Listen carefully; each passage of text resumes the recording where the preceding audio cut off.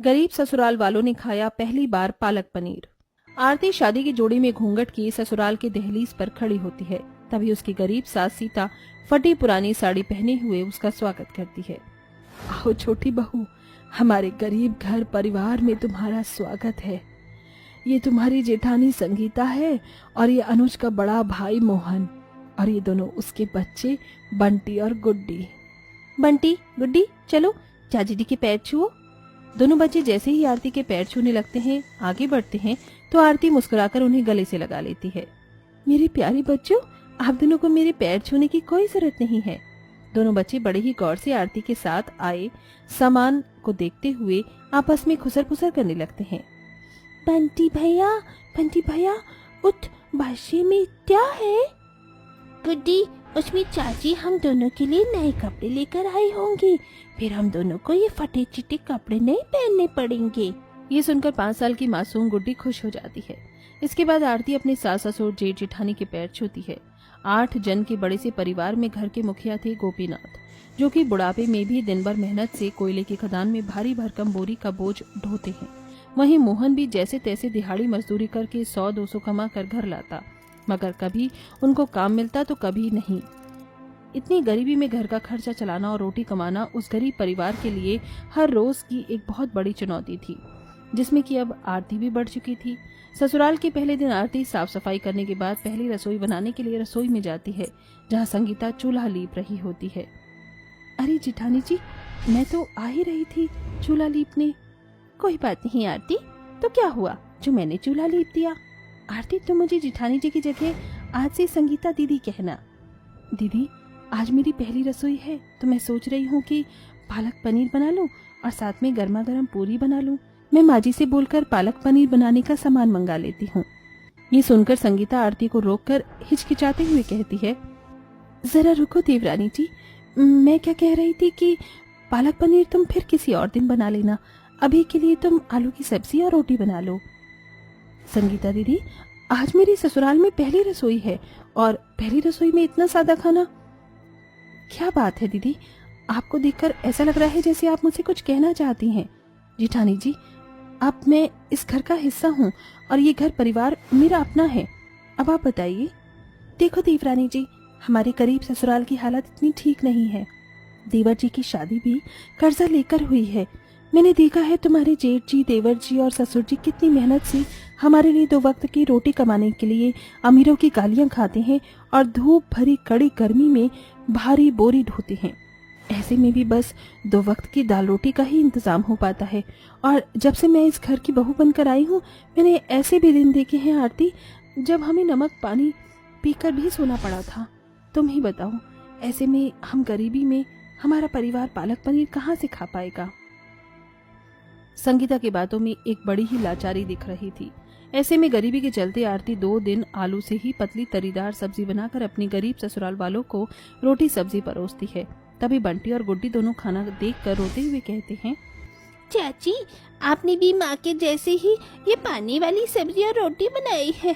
हमें ये नहीं खाना, नहीं खाना, नहीं खाना। हाँ, मैं भी ये गरीबों वाला खाना नहीं खाऊंगी, नहीं खाऊंगी, नहीं खाऊंगी। बंटी, गुड्डी, ऐसे जिद नहीं करते, चलो चुपचाप से अच्छे बच्चे की तरह खाना खाओ। बच्चों को खाना खिलाने के लिए उनका गरीब दादा गोपी अंदर ही अंदर ढहकते हुए रोटी का एक निवाला तोड़कर खाते हुए झूठ मूठ में खाने की तारीफ करते हुए कहता है, ओए होए भाई, वाह छोटी बहू, तुमने क्या स्वादिष्ट आलू की सब्जी बनाई है। वाह, इसके आगे तो होटल की सब्जी भी फेल है। और ये नरम मुलायम रोटी तो सब्जी के बिना भी कितनी मीठी और स्वादिष्ट लग रही है खाने में। ये सुनकर दोनों बच्चे भी खाने लगते हैं और इस तरह से पूरा परिवार मन मारकर खाना खाता है। अपने गरीब ससुराल वालों का ऐसा हाल देखकर आरती को बहुत बुरा लगता है। हे भगवान, कहाँ है तू, जहाँ अमीरों के घरों में एक वक्त के खाने में 2-3 तरह की सब्जियां बनती हैं और वहीं एक गरीब के परिवार को पानी वाली सब्जी के साथ रोटी खाकर ही पेट भरना पड़ता है। मगर मैं अपने गरीब ससुराल वालों को पालक पनीर बनाकर खिलाकर ही रहूंगी। अपने गरीब ससुराल वालों को पालक पनीर खिलाने के लिए आरती दूर बाजार से होलसेल की दुकान से राशन पानी खरीदती, जिसमें से कि वो 1-1 2 रुपए भी बचाने लगती है। वहीं एक दिन बंटी और गुड्डी जब स्कूल जाते हैं तो रोहन को लंच में पालक पनीर की सब्जी और पूरी खाता देखकर उन दोनों गरीब बच्चों का मन भी ललचाने लगता है और वो उनके पास जाकर पूछते हैं, रोहन, ये तो क्या खाना खा रहा है? ये पालक पनीर की सब्जी है, खाने में बहुत ही स्वादिष्ट होती है। मुझे तो पालक पनीर की सब्जी बहुत पसंद है। और तुझे पता है, बड़ी बड़ी हाई फाई शादियों में ही पालक पनीर की सब्जी बनती है। मोहन भैया, क्या तुम थोड़ी सी पालक पनीर हमें भी खिलाओगे? हमने ये पालक पनीर कभी नहीं खाया। गुड्डी की पालक पनीर खाने की बात सुनकर रोहन उन दोनों भाई बहन को अपने बेंच के पास से भगाने लगता है। तुम दोनों गरीबों ने अपनी शक्ल देखी है, बड़े आए पालक पनीर खाने। औकात एक पैसे की नहीं, चलो फुटो यहाँ से। बेचारे दोनों रोते हुए अपनी बेंच पर आकर बैठ जाते हैं और उदास मन से घर आकर कहते हैं, माँ, दादी माँ, चाची, मुझे और बंटी भैया को पागल पनीर खाना है। हैं? पागल पनीर? गुड्डी बिटिया, बाजार में ऐसी भी कौन सी सब्जी आ गई है? ऐसी कोई सब्जी नहीं होती। होती है दादी माँ, और पागल पनीर है पैसे वाले भले भले लोगों की शादी में बनती है। मासूम गुड्डी की ये बात सुनकर बहू आरती को समझते देर नहीं लगती कि वो दोनों बच्चे पालक पनीर खाने की बात कर रहे हैं। गुड्डी और बंटी पालक पनीर की बात कर रही हुई माँ जी, इतनी गरीबी में हम इन दोनों बच्चों को पालक पनीर कहाँ से खिलाएंगे बहू? हमारे पास तो इतने भी पैसे नहीं कि हमारा परिवार पेट भर कर 2 वक्त का खाना भी खा सके। माँ जी, मैंने थोड़ी बहुत पैसे जोड़ कर रखे हैं, हमारा परिवार पालक पनीर जरूर खाएगा। इसके बाद आरती बाजार जाती है, जहाँ ठेले वाले बड़े ही सस्ते में ताज़ा हरा पालक बेच रहा होता है। भैया, जरा 1 किलो पालक तोल देना। क्या करूं, पनीर का भाव तो बहुत ही महंगा है। एक काम करती हूँ, दूध खरीद कर पनीर घर पर ही बना लूंगी। सामान लेकर आरती घर आती है और दूध फाड़ कर वो बहुत ढेर सारा पनीर बना लेती है और वो पालक पनीर बनाने में लग जाती है। वहीं एक लाइन में बैठकर उसके गरीब ससुराल वाले पालक पनीर बनने का इंतजार करते हैं। थोड़ी देर बाद वो सभी को चूल्हे से सेकी हुई तंदूर की रोटी और पालक पनीर परोसती है, जिसे खाकर सभी बहुत खुश होते हैं। बाबूजी, मोहन भैया, कैसा बना है पालक पनीर?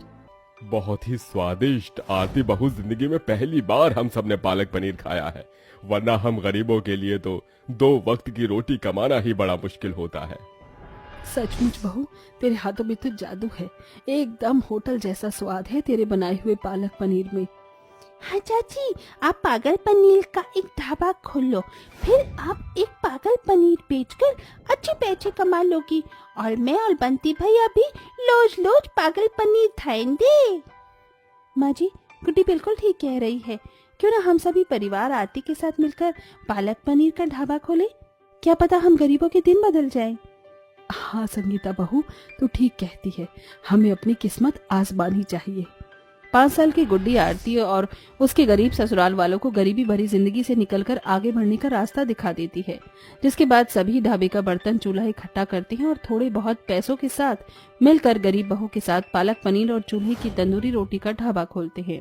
गरीब बहू के हाथों से बनी पालक पनीर में घर जैसा स्वाद होने के चलते ढाबा बहुत बढ़िया चल पड़ता है।